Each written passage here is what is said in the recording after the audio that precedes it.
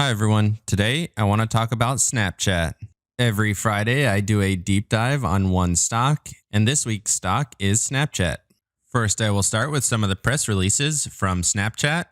Then I will take a look at their advertising model, as well as some of the sectors that they're targeting. Next, I will go over a couple of different articles talking about Snapchat, and this first one talks about their most recent earnings report. Next, I will go over what some of the analysts are saying about Snapchat. And then I will finish up with the Morningstar Report, as well as their price projections. As always, there will be some jelly at the end, which is something I enjoyed outside of the markets.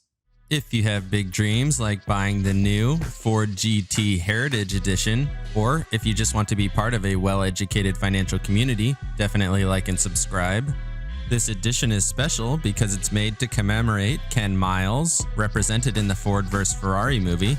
Ford has not told us how much this will cost yet, but the base Ford GT cost $500,000. To keep your dreams at the front of your mind, like and subscribe. Welcome to the Portfolio Bulletin. Let's get started. Looking at Snapchat news here, you can see they continue to add new content to the user experience, allowing them to edit their videos and make them more interesting. They also talked about a new study showing that Snapchat users experience improved mental health and an increased ability to deal with stress and decreased anxiety and depression. And then the last piece of news I want to talk about here is the fact that Snapchat is finally reaching into their own original content. Celebrities are starting to make more and more content with Snapchat, and this is what I think is really driving up the number of users with the company today. Snapchat is a great platform for messaging with your friends and sending pictures regularly. But it seems to me that people really want to see celebrities and people that they don't know very well in a more intimate environment.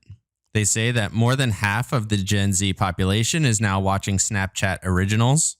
And part of what makes Snapchat Originals so unique is not just the way that they tell stories, but the type of stories that they show. They are also using what they call augmented reality, which is essentially just filters, which allow you to do interesting things like dance with some of the world's best dancers. To me, this sounds like an attack on TikTok and a way for them to do similar content to what's on that platform. Scrolling down here, you can see some of the people that are on Snapchat now. Coach Kev is on Laugh Out Loud, which is Kevin Hart's show. And then they have a couple of different other things. Moving on to Snapchat's advertising. Remember that Snapchat is a social media site, and the only way that they really make money is through advertising. So they've been doing a better job at advertising recently, which has allowed them to report better earnings. Looking at some of the industries that they are reaching out to, e-commerce, apps and fitness, technology, customer care packages, automotive and entertainment, restaurants and retail, financial services and travel, health and telecommunications, and then insurance and what they call government policies, which is a little bit weird. All of this is to say that with 238 million people using Snapchat every day, they are doing a better time at monetizing all of that content and reaching out to basically every industry that they possibly could. Moving on to the first article, too recent Snapchat looks like a buy after their most recent earnings. They say Snapchat has soared over 80% since March, and most of those gains came from their first quarter earnings report in April, which showed a 44% year-over-year increase. Management revealed a decelerating revenue growth in March as some advertisers pulled back spending. They still reported a year-over-year growth in second quarter of 17%. The stock has given back some of its recent gains following the report, but the recent dip could present a buying opportunity. For reference, you can see that the stock is currently trading at $21.95, coming down from a recent high of just over $26. In March, it was trading at just under $9 a share, which means it has more than doubled since then. Snapchat's strategy has been simple. They are focused on attracting a larger and more engaged base in order to make the audience more available to advertisers to grow revenue. Snapchat has been rolling out dynamic tools for advertisers, and major brands are already seeing a return on their spending. Snapchat has a long way to go in order to fully monetize their platform, but the results of the dynamic ads puts the company in a good position to generate future spending from advertisers. Snapchat continues to see users joining the platform at a good clip. Daily active users have increased 17% to 238 million during the second quarter. This is slightly less than expectations by 1 million, but is fairly minor in the grand scheme of things. Over the last 3 quarters, Snap has experienced the highest year-over-year growth in daily active users since 2017. Advertiser spending has slowed down during the Rona, but the consistent double-digit growth in users is a good indicator of the appeal of Snap's platform. And as the platform continues to grow, they should see a re-acceleration in revenue from advertisers.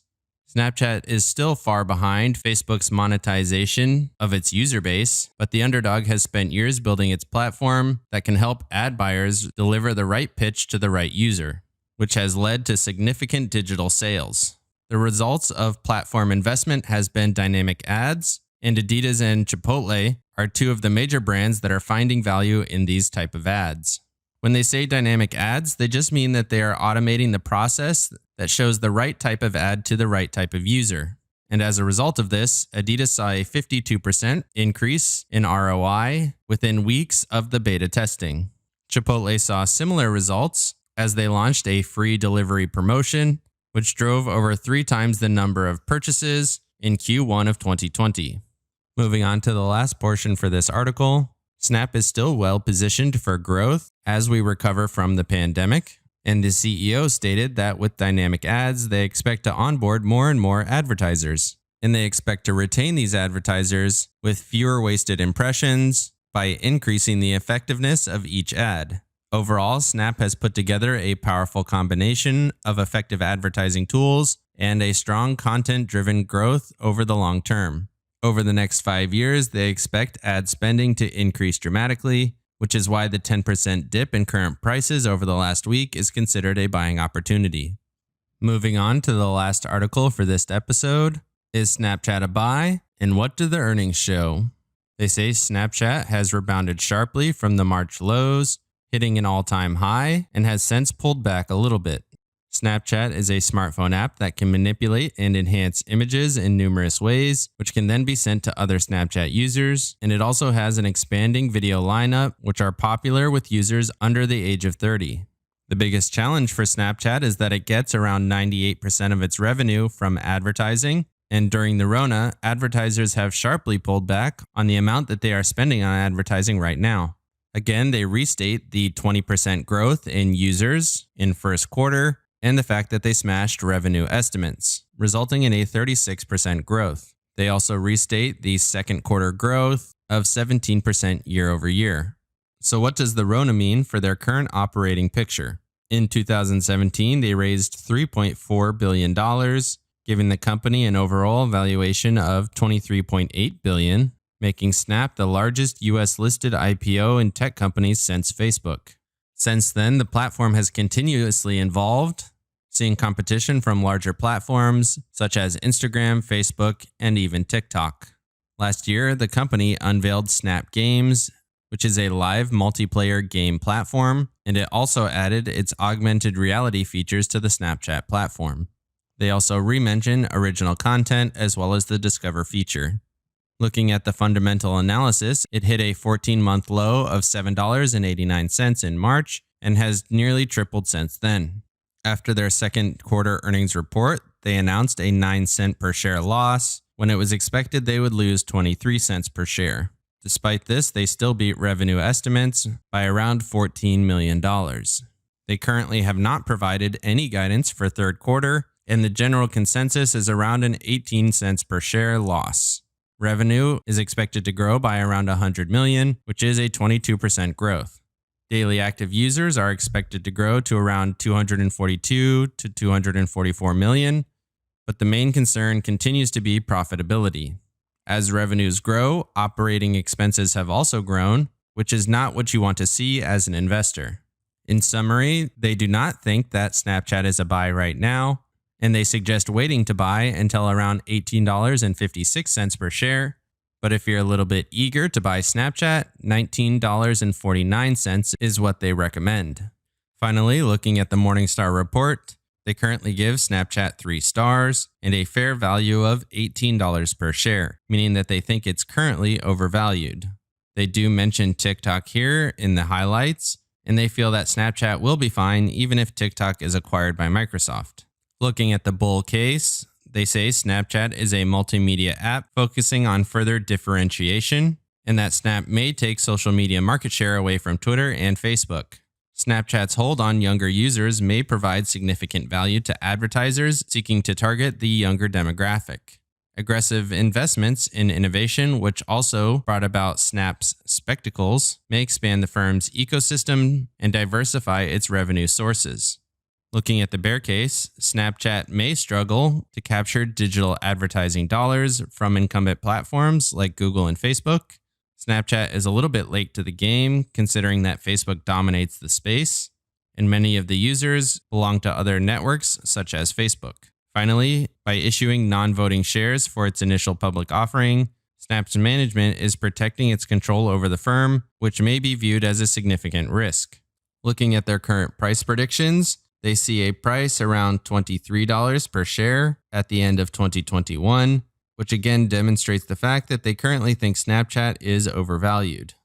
So in summary, Snapchat is evolving quickly in order to service many different types of advertisers, and they are demonstrating a strong return on investment. They are being affected by the Rona, but not that heavily, and they still project growth in both revenue and users. It may be slightly overvalued right now, and using puts to enter the position at a cheaper price may be the better option. Full disclosure, I do have some puts right now at $21 and at $19, and I believe those are much better entry points than its $26 recent high.